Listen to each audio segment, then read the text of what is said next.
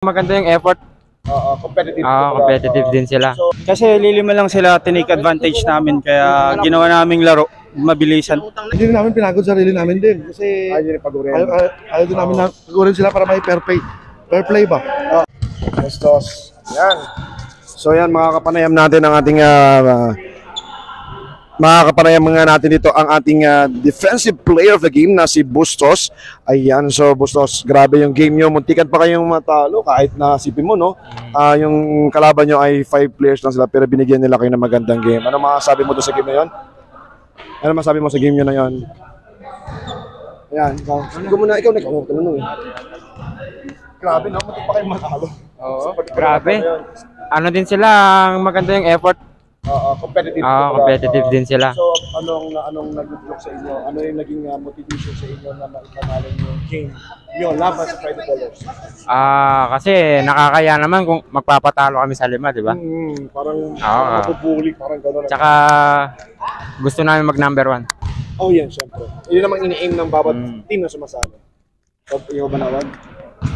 Ano? Hindi ka ba nakaget over sa grabe mo yung pinakita mo? Pagod. Pagod. Actually, pangalawang game na yun, magkasunod. Pangalawang game mo pala to? Sa well played. So, ano ang Kasi lilima lang sila, tinake advantage namin, kaya ginawa naming laro, mabilisan. Puro pass break, lalo't hindi sila ganun kabilis kumabol. Nakakuha kami ng advantage sa kanila. Pero may tanong ako. George,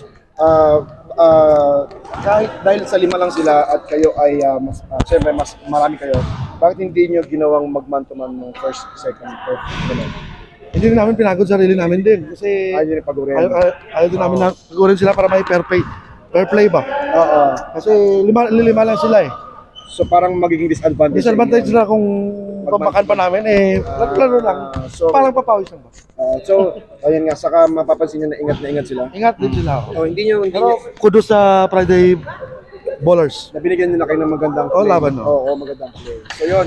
So grabe yung mga game na pinakita nyo. Kahit na ganun yung binigyan nyo pa rin kami ng magandang game na muntikan pa ngang mapunta sa, di ba, nakalamang sila yung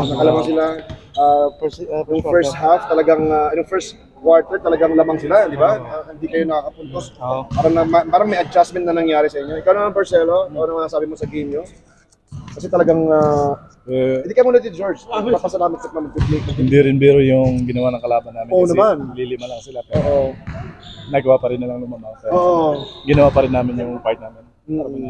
Buti naman at wala sa inyo na talagang nagbigay ng yung bang weakness na hindi kayo na or parang advantage to talagang kailangan hindi kayo nagkaroon ng ganong attitude. Hindi kami hindi mo samantala.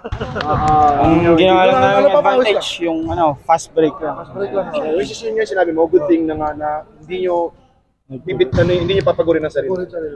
Okay, sige. Meron na kayong gusto pasalamatan. Shoutout na. Shoutout sa ng PSBQ saka Dekada Restaurant and Mahal Kakargo. Thank you. Family.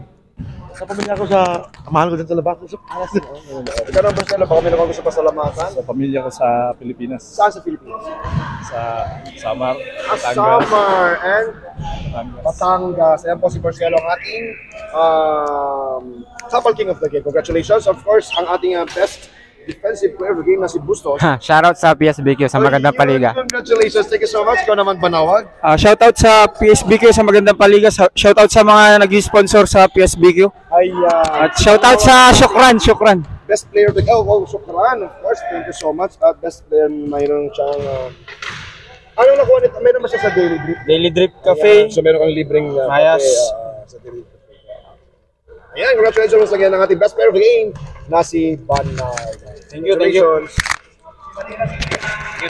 Alright, congrats.